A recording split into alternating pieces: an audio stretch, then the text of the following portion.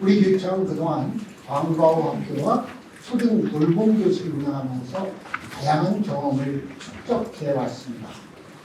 이런 경험과 전국적으로 도입되는 늘봄학교 체계를 바탕으로 해서 세종시만의 특수성을 반영한 세종형 늘봄학교를 운영하려고 합니다. 먼저 추진 방향에 대해서 말씀드리도록 하겠습니다.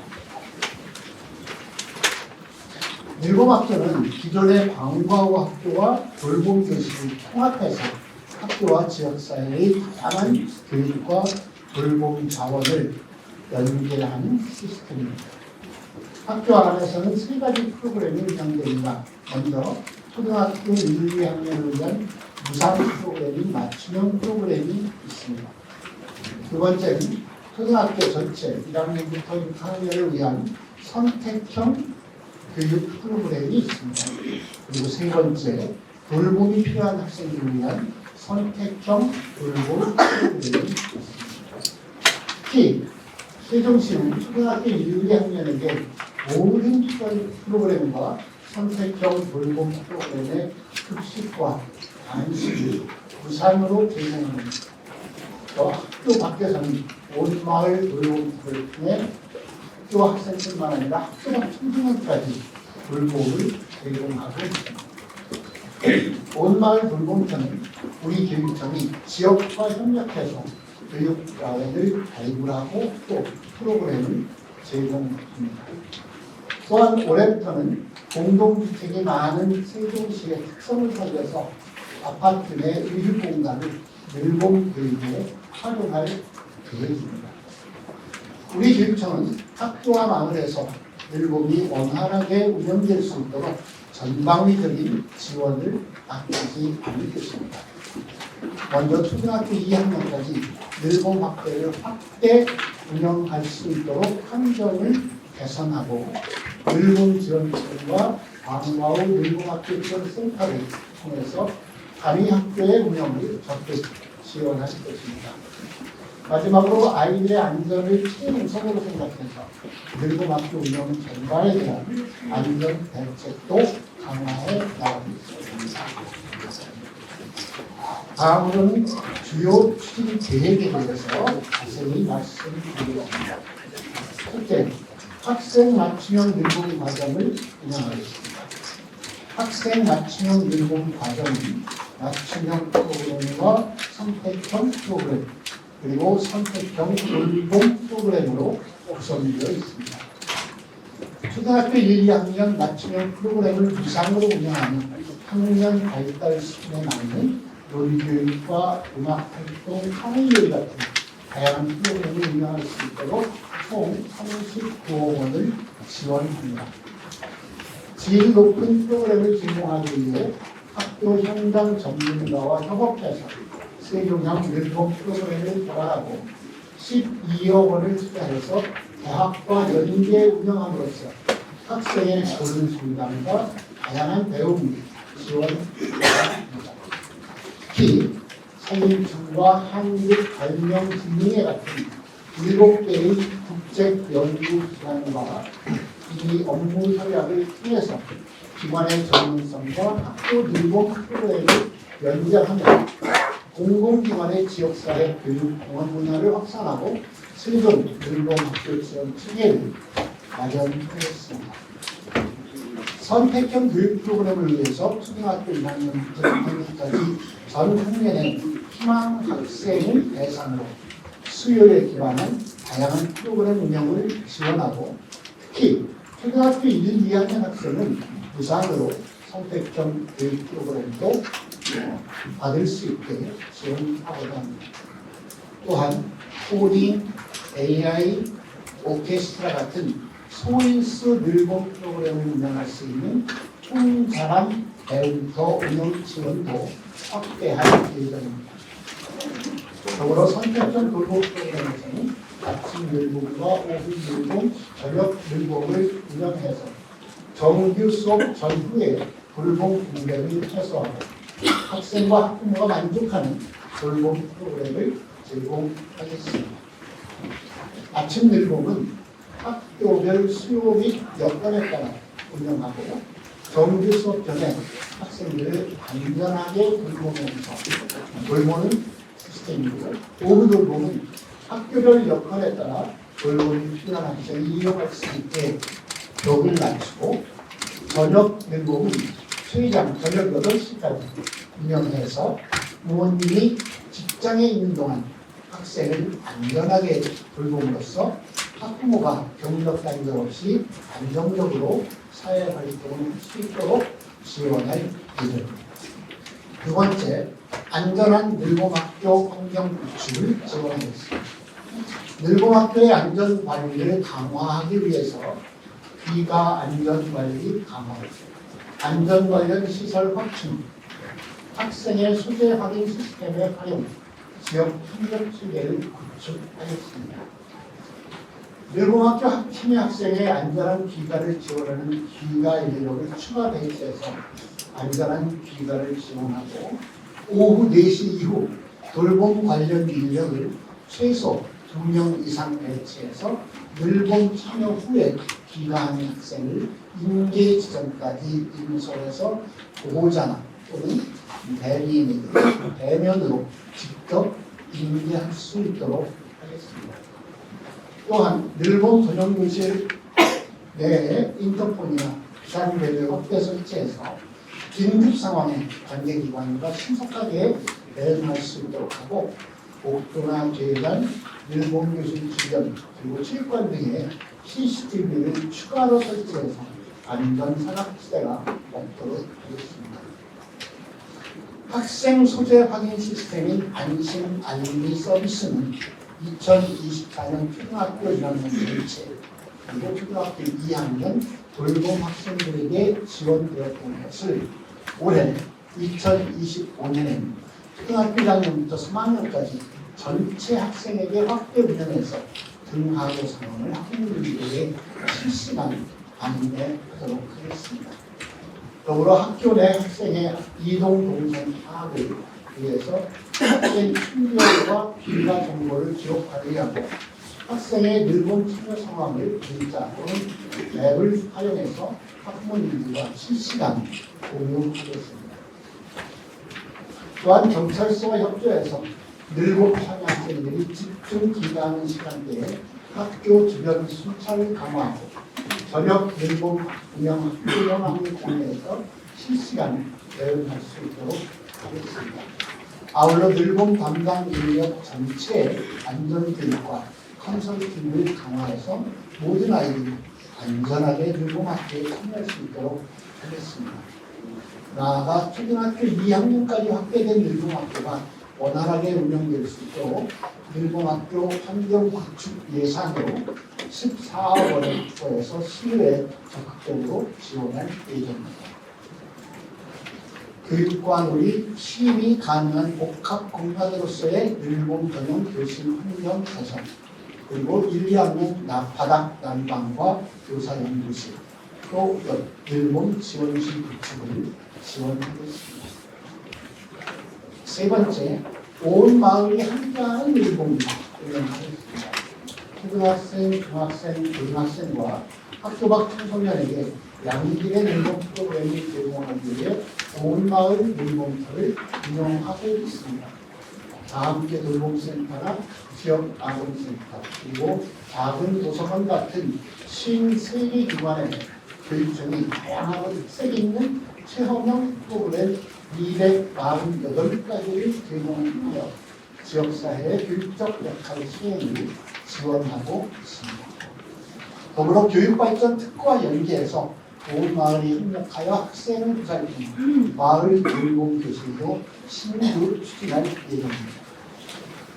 관일학교 인근의 아파트 내의 이용 공간, 또 작은 도서관 같은 공간을 활용해서 안전하고 편안한 마을 돌봄 교실 환경을 구성하고 학교에서 수용하지 못하거나 희망하는 1학년부터 3학년 학생을 수용해서 학생의 특성과 발달 단계에 맞는 다양한 늘봄 프로그램을 제공해서 학교의 늘봄 학교 운영 기반을 걸어드리고자 합니다. 네 번째, 늘봄 학교 운영 체계 구축을 지원하겠습니다. 올해부터는 늘봄학교의 안정적인 운영을 위해 학교 안에 늘봄지원팀이 수립하고 늘봄지원팀장을 중심으로 방과후와 돌봄 담당 교무행정사 그리고 초등 돌봄 전담사가 협력해서 학교 내 늘봄학교 운영을 총괄하도록 하겠습니다. 또한 지역사회와 연계한 늘봄학교 확산을 위해 교육청, 지자체, 경찰서 비롯한 관계기관 간 협력 체제를 구축해서 온 마을에 함께하는 늘봄 운영을 계획입니다. 단위 학교의 늘봄학교 업무 경감을 위해서 방과후 늘봄학교 지원센터 기능도 강화하고 맞춤형 프로그램의 개발과 지원, 그리고 초등학교 1, 2학년 맞춤형 프로그램 인력풀 구축, 그리고 읍면기업 방과후 순회 강사 운영, 개인 입학 강사 운영 제안서 심사 결과를 제공함으로써 단위 학교의 늘봄 행정 업무 부담을 최대한 덜어드리도록 하겠습니다. 최근 발생한 안타까운 사고로 학교 안전, 특히 늘봄 후 학생 귀가에 대한 전 국민 그리고 교육공동체의 걱정과 염려가 큽니다. 우리 교육청은 학교가 늘봄 안전 계획을 필수 수립하도록 하고 매뉴얼을 통해 귀가 치료와 감염병 예방과 같은 상황별 안전 관리를 철저히 하고 있고 앞으로도 철저히 하겠습니다. 여기에 더해 모든 범죄로부터 우리 아이들을 보호하기 위해 필요한 조치를 계속 강구해 나가겠습니다. 세종에서는 기존에 방과후 학교와 돌봄 프로그램 운영이 있었죠. 그러면서 국가에서 늘봄 이걸 이제 통합해서 늘봄 프로그램을 하면서 저희 전국의 17개 교육청에 대통령께서 직접 관심을 가지는 책 사업으로 이루어지면서 늘봄 전담사라는 제도를 선택 도입을 하려고 했습니다. 근데 세종시의 경우에는 실제로 늦긴 하지만 방과후 프로그램 관련해서는 학교에서 교무행정사 선생님들이 역할을 나눠서 계셨고, 그다음에 돌봄에 관련된 것은 전적으로 초등 돌봄 전담 해설위원께서 계셨기 때문에 이 일을 굳이 또 하나의 직종을 신설할 것이 아니라 업무를 교무행정사 선생님들이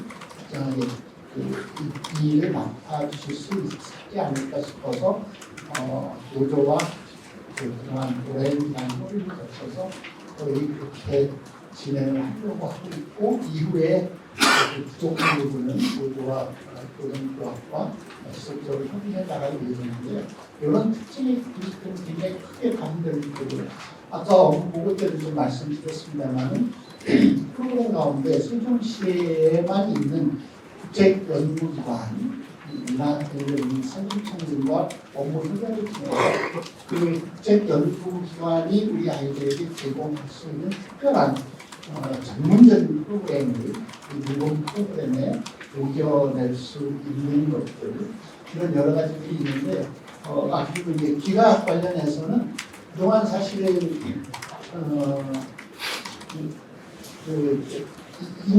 대면 인계라고 하는 것이 그 외에는 지정, 그러니까 아이들이 몇 시까지 수업을 하고 그다음에 학원 가는 버스를 학원에서 버스가 오고 학원 선생님이 이렇게 인계하는 것까지 포함해서 대면 인계를 해왔거든요.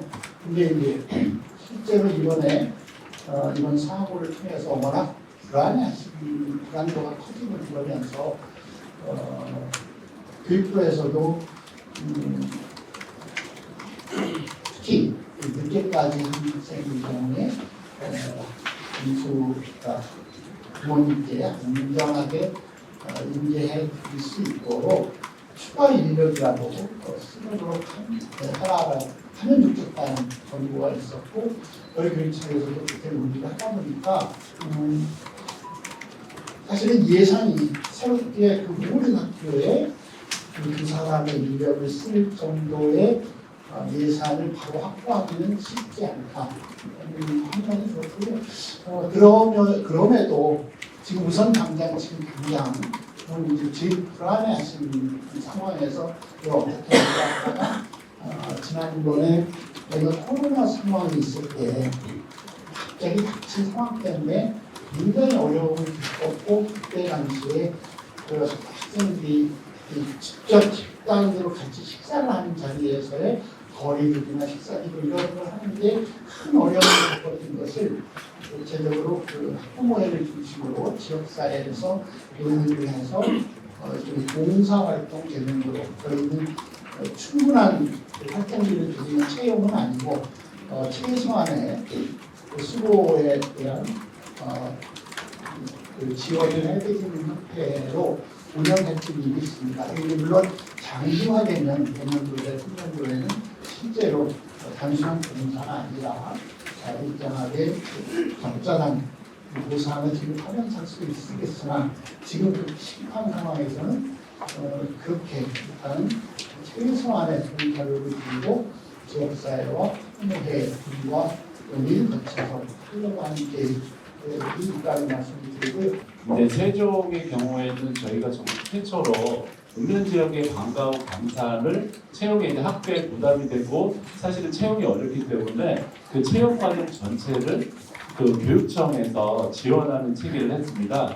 이게 이제 동지역까지 확대되면서 저희가 이제 전년도 7월달에 학교 지원본부를 신설하면서 이게 늘본 업무가 결론은 그 다양한 프로그램과 그 강사의 채용에 대한 학교의 업무 부담이 있기 때문에 저희가 최근 학교 지원본부를 통해서 대학 연계 프로그램까지 운영을 하는 등 저희가 학교의 업무 부담을 줄이면서 다양한 혜택을 제공하는 게 세종형 늘봄의 가장 큰 특징이고 전국에서 저희를 많이 벤치마킹하고 있는 부분입니다. 저희가 이제 강화하는 부분을 조금 말씀을 드리면은요, 기존의 그 등하교 알림 시스템을 이제 초등학교 1학년과 초등학교 2학년 돌봄교실 참여 학생에게만 제공했던 것을 올해부터는 초등학교 1학년부터 3학년까지 전체 학생한테 전면적으로 확대해서 제공할 예정이고요.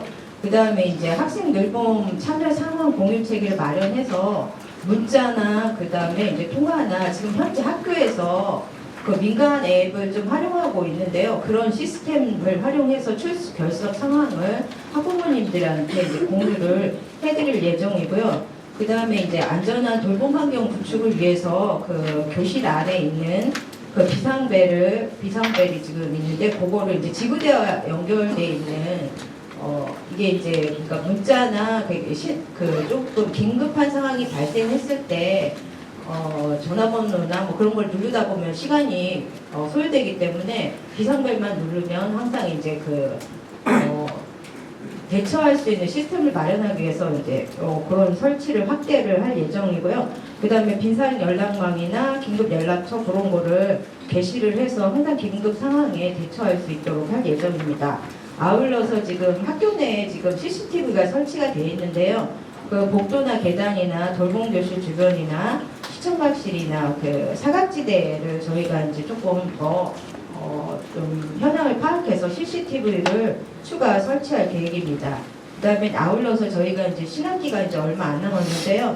안전하고 관련 그동안에 이제 늘봄 준비를 위해서 컨설팅을 수시로 하고 있었는데 안전 점검도 중점적으로 더 저희가 이제 조금 점검할 예정입니다. 그리고 이제 아까 귀가 안전하고 관련해서 걱정을 주셨는데요. 지금 돌봄 자원봉사자를 활용해서 지금 이제 귀가 조치를 하고 있는데 인원이 한계가 있다 보니까 전체 대명 귀가가 조금 어려운 부분이 있는데 그런 부분은 조금 자원봉사자를 추가로 더 배치를 해서 운영을 할 예정이고요. 특히 지금 이제 전년도하고 달라진 게 지금 이제 돌봄 프로그램과 그다음에 이제 그 맞춤형 프로그램에 학생들이 수시로 이제 이동이 가능합니다.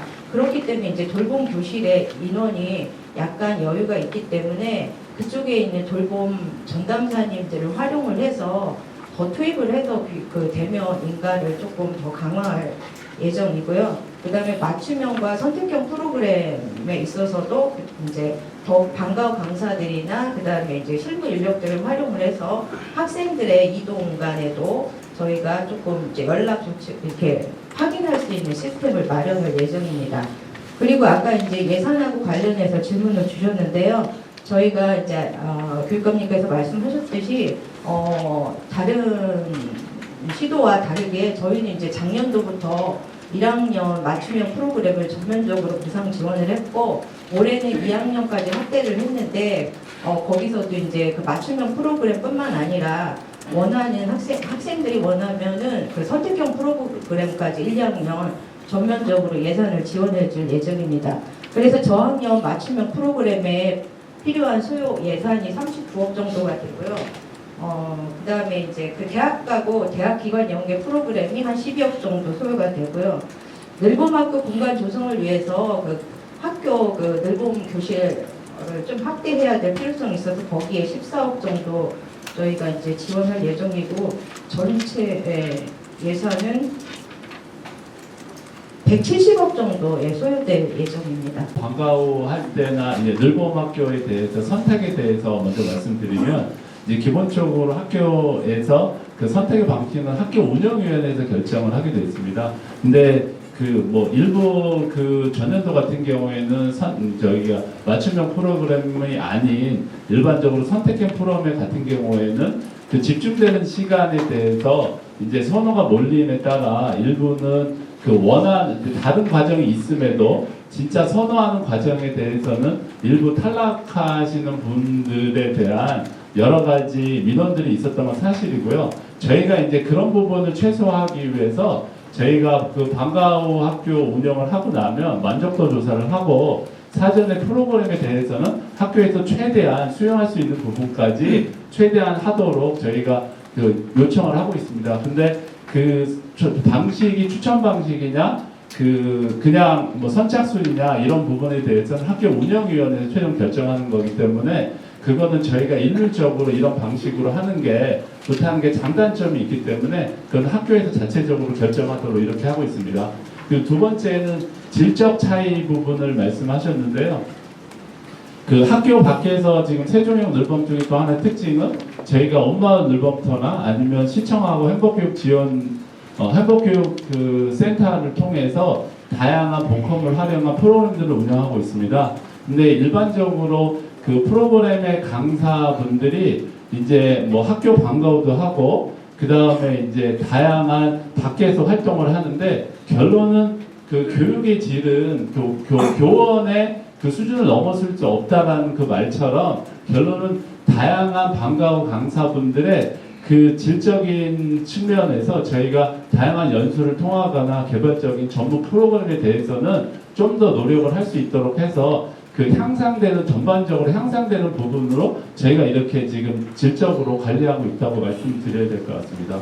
그리고 사교육비 경감 관련해서 말씀 주신 부분은요. 저희가 이게 그 경험적으로는 저희가 코로나 시기에 그 저희가 무상으로 방과후 강사 등 다양하게 그 프로그램을 확대를 함에 따라서 일부 사교육비가 경감이 된 경우가 있습니다. 근데 이게 사교육비라는 게 이런 하나의 외생 변수에 의해서 내생 변수에서 결정이 되는 게 아니기 때문에 저희가 이런 노력을 하더라도 다양한 요인에 의해서 그 결과는 좀 예측하지 못하는 부분이 있어서 저희는 사교육비 경감을 위해서 다양한 노력들을 하고 있고 향후에도 그 노력은 지속적으로 하고자 한다고 말씀드릴 수 있겠습니다. 정치권에서 어떤 이 사태를 굉장히 염려하시는 한 그 국회의원께서 이런 일이 일어나지 않도록 하기 위해서 학교마다 2명의 경찰관을 배치하겠다 이렇게 초등학교마다 라는 대책을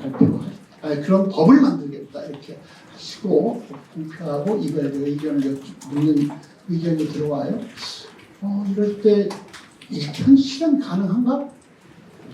전국에 거의 7,000개 가까운 모든 초등학교에 2명씩의 경관을 배치할 만큼 우리나라 경찰 인력이 여유가 있나? 아닐 텐데 이걸 법을 만들면 어떡하자는 거지? 아닐 것 같다는 생각이 들더라고요. 또 그런 식의 또 그러니까 그러면서 이 선생님이 그렇죠 놀라운 일이죠. 6개월간 휴직해야 된다고 병 때문에 이렇게 했던 분이 갑자기 의사 진단서가 바뀌어가지고 20일 만에 다시 학교 다녀도 된답니다 하는 진단서를 가져왔을 때 어떻게 할 수가 없었다는 거예요. 그러면서도 와서 이 생활하시는 걸 보니까 아직 아닌 것 같은데 하고 권고도 하고 그런 중에 사고가 났다는 거 아닙니까? 이러니까 또 교육부에서는 혹은 또 어느 의원실에서 자료 요청을 하기도 하고 하면서 막 이렇게 얘기를 해요. 세종시 혹은 전국 각 시도에 그 병휴직 또는 병가 특히 정신질환과 관련한 통계를 좀 내놔보면 좋겠다. 이런 요구가 오기도 하고요. 그 절차를 혹시 더 강화하면 되지 않을까 이렇게 얘기하셔요. 물론 다 아주 부분적으로는 필요할지도 모르겠습니다. 그러나 선생님들이 질병 휴가를 하신다고 하더라도 그 질병 휴가를 하시는 선생님들의 차이가 그리고 이걸 묶어서 정신 관련 질환으로 이야기할 수 있는 건가? 그랬을 때 앞으로 정말 좀 너무 스트레스 받고 힘들고 해서 도움을 받고 싶은 분들이 나타났을 때도 이 통계에 어디는 몇 명이래, 어디는 몇 %래, 그 선생님은 그런 경력이 있대라고 하는 낙인 효과 때문에 실제로 치료가 필요하신 분들이 치료를 제때 신청하는 게 더 어려워지는 건 아닐까? 등등 여러 가지 생각들이 있습니다. 좀 심하게 말씀드리면 이런 말씀 드리면 안 될지도 모르겠는데 이 선생님이 경력이 20년 차더라고요. 근데 저는 그게 궁금해요. 언제쯤부터 이 선생님은 이런 증상이 나타나기 시작했을까? 그리고 그 나타나기 시작했을 때 왜 우리 대한민국 교육은 그 선생님을 치료할 수 있는 시스템을 갖추지 못했을까? 이런 것들 포함해서 교육 현장에 전체적으로 의견을 좀 더 묻고 의견을 모아서 지혜를 모아서 법을 만들고 대책을 만들었으면 좋겠습니다. 기관마다 대책이라 하고 해서 내려놓는데 학교 현장에서는 실제로 별로 효력이 없을 것 같아요. 실효가 없을 것 같아요 하는 대책을 서둘러 내놓고 그걸 서둘러 보도하고 그러고 나서 마치 우리 기관은 할 일이 다한 것처럼 그렇게 이 시기를 넘겨서는 안 되겠다는 게 저는 개인적으로 교육감으로서 그런 생각을 강하게 했습니다. 실제로 그동안 교육 현장에서 있었던 어떤 사고에 대해서 충격적인 사고에 대해서 이걸 어떡하지? 이걸 막기 위해서 법을 만들어야 돼 하고선 법을 만들어서 적용하면서 실제로 그 법에 가려서 교육이라고 하는 것이 학교에서 점점 성장을 잃어버려 온 과정이 있습니다. 학교 폭력과 관련한 것도 그 법을 만들었을 때 조금 더 저는 신중했으면 좋았을 거라는 아쉬움이 왔습니다. 그때도 법을 만들어가지고 학교 폭력에 관한 제도를 쭉 만들어버리면서 실제 우리 모두가 확인하듯이 아이들 간의 작은 다툼도 선생님이 교육적으로 해결할 수 있는 여지를 갖지 못하게 혹시라도 선생님이 교육적으로 해결하기 위해서 노력할 때 이것이 나중에 송사로 가서 너 왜 가해자 편을 들었냐, 너는 왜 피해자 편을 들었냐 하면서 선생님이 안전하게 아이들을 교육할 수 없는 지경에까지 이르게 만든 것이 교육의 문제를, 법의 문제를 가져가서 그런 것도 없지 않아 있다고 저는 생각하기 때문에 이런 큰 일이 닥쳤을 때일수록 이런 때 혹시 우리 선생님들 모두가 범죄가 얼마든지 가능한 그런 사람들로 학부모님들 눈에 보이진 않게 정말 현장에서 정말 애쓰고 대부분 선생님들을 격려하고 위로하면서 그 선생님들 주변에 그런 일이 털어나지 않게 그리고 지금 스트레스 받아서 내비를 두면 나중에 그런 증세로 어쩌면 학교 현장에 오래 계시지 못할지도 모를 지경에 이를 수 있는 분들을 빨리 찾아서 그분들을 온전히 치료할 수 있도록 어떻게 할 것인가를 더 논의하는 것이 필요하다고 저는 생각을 합니다.